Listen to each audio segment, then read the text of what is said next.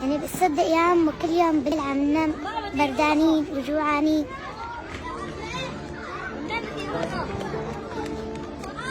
ما عنا حطب.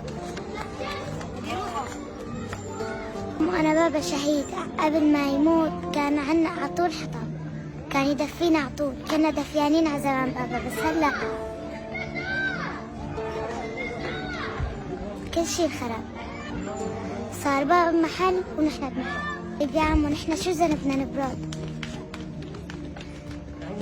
هيك الأولاد عندي عندهم أب هيك عايشين ولا مثلنا؟ طيب يا عمو ابنك نام مرة بس مرة بدون أكل هو بردان؟